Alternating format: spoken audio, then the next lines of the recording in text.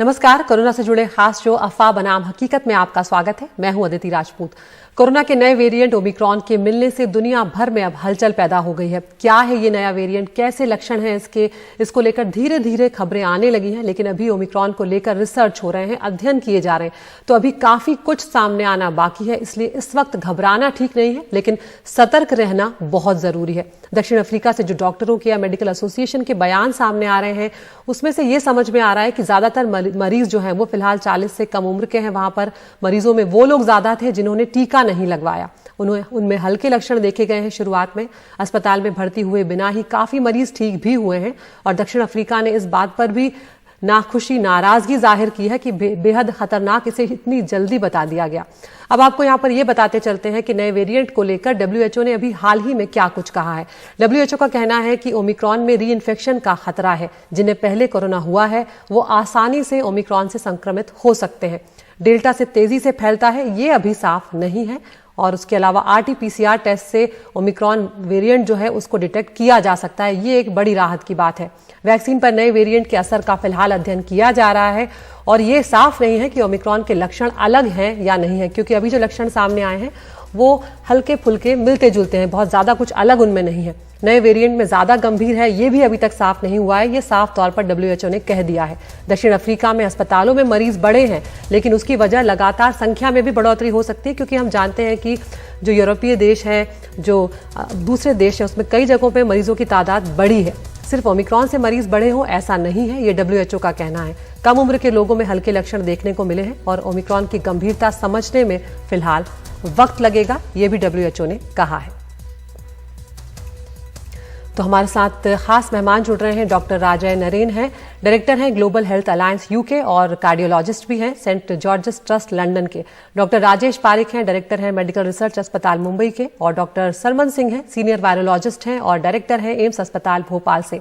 आप तीनों का बहुत बहुत शुक्रिया, आप तीनों ने वक्त निकाला। इस वक्त हम सभी इस बात को लेकर चिंतित हैं, क्योंकि अब लोग ये जानना चाहते हैं कि इस वेरिएंट को लेकर किस तरह से इसे समझा जाए। तो डॉक्टर राजय नारायण, सबसे पहले मैं आपके पास आना चाहूंगी। यूके में प्रधानमंत्री बोरिस जॉनसन ने यह ऐलान भी किया, पुष्टि भी कर दी कि 2 मरीज वहां पर पाए गए हैं। क्या आप शुरुआत में मरीजों में लक्षण किस तरह के देखे गए, इस बारे में बता पाएंगे? जी अदिति, थैंक यू। आप जब समझो कि यूके का जहां तक सवाल है, यहाँ पर अभी भी करीब 40 से 50 हजार पॉजिटिव केसेस डेली बेसिस पे हो रहे हैं। बिल्कुल। नंबर ऑफ एडमिशंस काफी कम है, क्योंकि हमने यहाँ पे वैक्सीनेशन बहुत ही अच्छा प्रोग्राम चलाया है। करीब 90% लोगों को पहला डोज पड़ चुका है, 85% लोगों को दूसरा डोज पड़ चुका है और करीब 30% लोगों को बूस्टर भी पड़ चुका है। तो उसके बावजूद भी नंबर ऑफ पॉजिटिव केसेस काफी तेजी से यहाँ पर यूके में बढ़ रहे हैं। लेकिन अच्छी बात यह है कि हॉस्पिटलाइजेशन कम है, डेथ रेट कम है। और जहां तक ये 3 केसेस जो उनके में पाए गए, उनके अभी लक्षण काफी हल्के पाए गए हैं, उनके अभी 2-3 पहले उनको डिटेक्ट किया गया है। तो ये बहुत ही प्रेशर होगा कहना, बहुत ही जल्दी होगा कहना कि उनके क्या सिम्टम्स होते हैं, उनका क्या लॉन्ग टर्म उन पर क्या इम्पैक्ट होता है इस वायरस का। तो होपफुली अगले 1-2 हफ्ते में ये पता चलेगा कि वो कैसा रिएक्ट कर रहे हैं नए वायरस के चलते और क्या क्या उनके नए सिम्टम्स। बिल्कुल। डॉक्टर राजेश पारिक, यहाँ पर जब शुरुआती जो खबरें आई उसमें यह आया कि इसमें कई सारे म्यूटेशंस हो चुके हैं, 50 से ज्यादा म्यूटेशन की बात की गई। ये भी कहा कि ये डेल्टा वेरिएंट से बहुत तेजी से फैलता है। लेकिन अभी ये जो लेटेस्ट डब्ल्यूएचओ का स्टेटमेंट आया है या जो लेटेस्ट उनका रिसर्च सामने आया है, उसपे बहुत ज्यादा पैनिक वाली बातें नजर नहीं आ रही है, लेकिन सतर्क रहने की बात जरूर है, क्योंकि उसमें ये कहा है उन्होंने कि री इन्फेक्शन का खतरा है, यानी जो लोग पहले संक्रमित हो चुके हैं वो दोबारा जल्दी जद में आ सकते हैं कोरोना की। बिल्कुल अदिति जी, आप जो बोल रहे हैं वो सही है, लेकिन हमको इस बात पर ध्यान रखना चाहिए कि ये वेरिएंट अभी बहुत नया नया दिखाई दिया है। तो इसका जो क्लिनिकल इफेक्ट जो होगा वो हमको 1-2 हफ्ते के बाद ही पता चलेगा। लेकिन अभी तक हमको क्या पता है, ये सही है कि 50 करीब म्यूटेशन हुए हैं उसमें, लेकिन ये 50 में से 32 म्यूटेशन, उसका जो एस प्रोटीन रहता है, जो प्रोटीन एक चाबी की तरह रहता है, जो अपने शरीर में जो सेल्स होते हैं वो ताले को खोल के शरीर में घुस जाता है, वहां 32 म्यूटेशन हुए हैं और उसमें से 10 म्यूटेशन वो बाइंडिंग साइट पे हुआ है। अगर हम कंपेयर करेंगे, पहले हमको डेल्टा प्लस वेरिएंट की बहुत फिक्र थी, और डेल्टा प्लस वेरिएंट में एस प्रोटीन में सिर्फ 10 म्यूटेशन थे और उसमें से सिर्फ 2 थे जो रिसेप्टर बाइंडिंग साइट पे थे। तो इससे जब हम मॉलिक्यूलर जेनेटिक स्ट्रक्चर देखते हैं तो ये पता चलता है कि ये बहुत इन्फेक्टिव हो सकता है। और वो तो अभी हम देख रहे हैं कि काफी इन्फेक्टिव है, लेकिन सीरियस कितना है वो हमको थोड़े दिन के बाद पता चलेगा। अभी तक तो जो केसेस आए हैं वो माइल्ड है, अभी तक मौत नहीं हुई है, तो हमको सावधान तो रहना बहुत ही जरूरी है। और अगर आप ये ग्राफ दे सकते हैं तो इससे हमको पता चलेगा कि ये कितना इन्फेक्टिव है।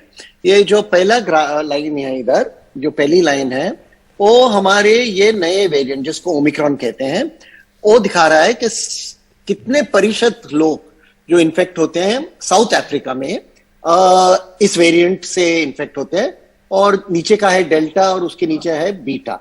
तो हम देखते हैं कि ये बहुत ही इन्फेक्टिव है और वो फिक्र की एक कारण है। लेकिन अभी तक हमको ये नहीं दिखाई दे रहा है कि ये बहुत डेंजरस है।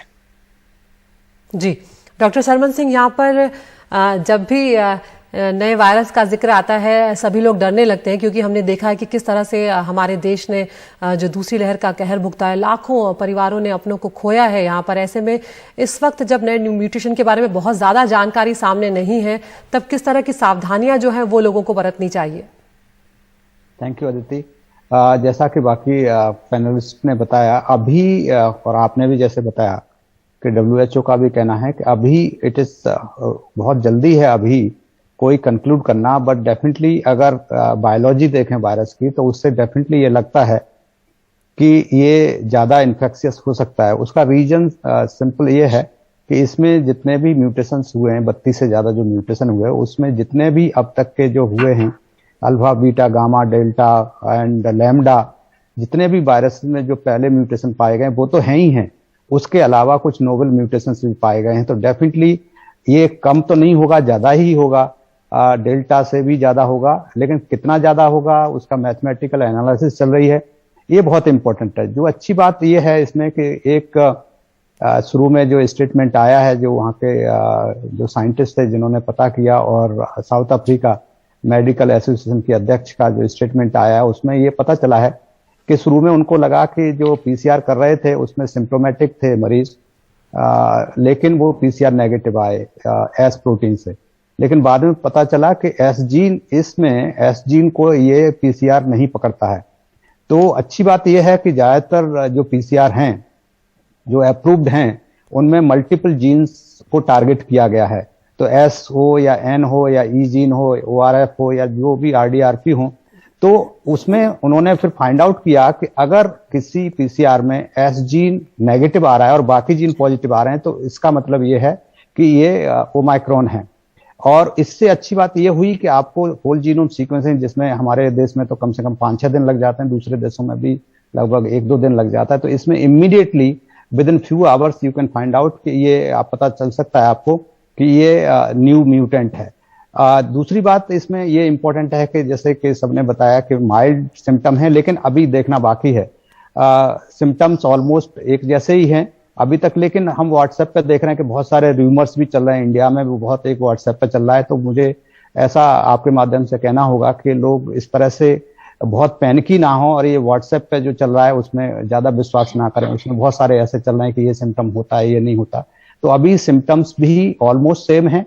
अभी तक कंफर्म नहीं है कि कौन सा सिम्टम स्पेसिफिक है इसके लिए या कौन सा नहीं है, ये इंपॉर्टेंट है। दूसरी चीज इसमें ये जरूर है कि वैक्सीन जिनको लग चुकी है या जिनको नेचुरल इन्फेक्शन पहले हो चुका है तो उनको कॉम्प्लेसेंसी जैसे आ जाती है, बिल्कुल निश्चिंतता हो जाती है। वो हम बार बार कहते हैं और आज भी हम कहेंगे कि उसमें निश्चिंतता आपके लिए घातक हो सकती है।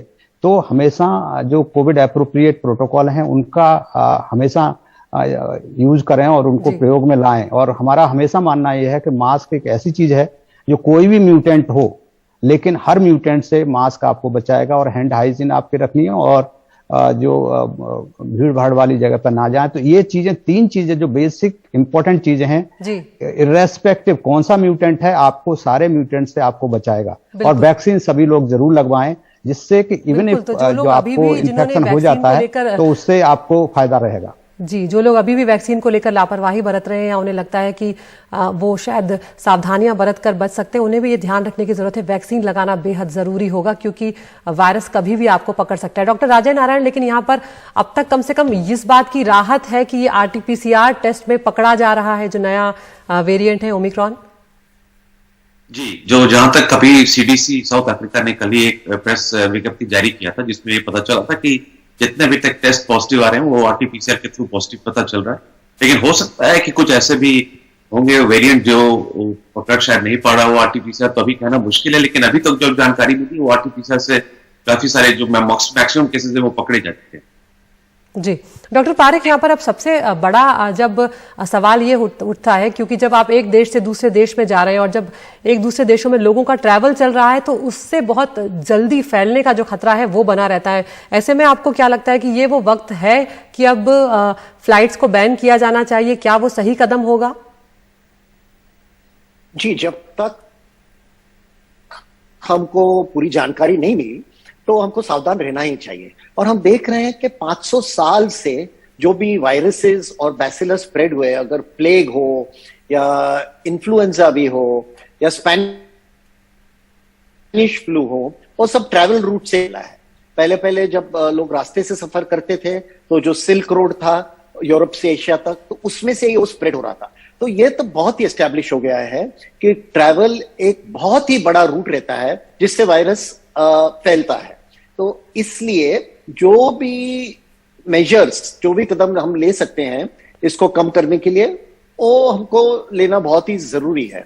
लेकिन अदिति जी, हमको ये भी जानना चाहिए कि हमारा नॉलेज कितना है।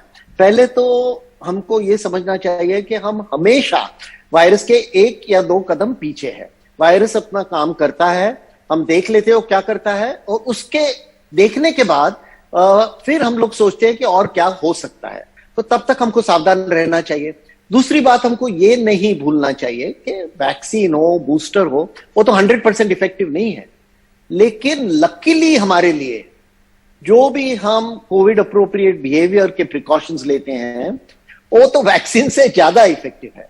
तो ये जो सादी बात, सिंपल चीजें हैं, हाथ धोना, मास्क पहनना, अंतर रखना, ये तो बहुत ही जरूरी है। तो ट्रैवल बैन हो या नहीं हो, जब तक हम लोग प्रिकॉशंस लेंगे हम सेफ रहेंगे।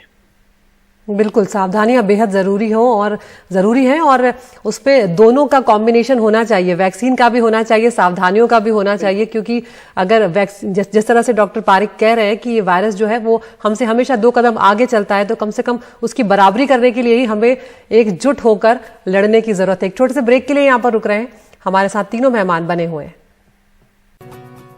तो ब्रेक के बाद आपका स्वागत है। दक्षिण अफ्रीका में पाए गए ओमिक्रॉन वेरिएंट में अब तक कई देशों में ये वेरिएंट फैल चुका है और जर्मनी, इटली, बेल्जियम, इजराइल और हांगकांग में इसके नए मामले भी दर्ज किए गए हैं। हमारे साथ तीनों खास मेहमान बने हुए हैं। डॉक्टर राजय नारायण, यहाँ पर आपसे ये भी मैं जानना चाहूंगी कि अब यूके में किस तरह के कदम जो हैं उठाए गए हैं जब 2 मरीज ओमिक्रॉन वेरिएंट के मिले हैं। तो कल की मैंडेटरी कर दिया गया है मास्क पब्लिक प्लेसेस में। जितने ट्रांसपोर्ट है और पब्लिक प्लेसेस में लोग जो ट्रैवल करेंगे उनके मास्क मैंडेटरी कर दिए गए। जो लोग बाहर से आएंगे उनको मैंडेटरी PCR टेस्ट लेना होगा, क्योंकि पहले नहीं था, मैंडेटरी खत्म कर दिया गया था रूल, लेकिन अब ये मैंडेटरी हो गया है कि लोग जो बाहर से आ रहे हैं इंटरनेशनल ट्रैवल करके किसी भी कंट्री से, उनको PCR टेस्ट करना होगा। जैसा ये बहुत ही समझने की बात जरूरी है कि मास्क जो है वो सबसे इंपॉर्टेंट चीज है। लोग समझते नहीं है, लेकिन मास्क पहन के, जैसा हमारे डॉक्टर साहब एक्सपर्ट बता रहे थे कि mask is the most important thing. जब तक आप मास्क पहन के अपने आप को प्रोटेक्ट नहीं करते हैं, मास्क आपको हर वेरिएंट से बचाता है।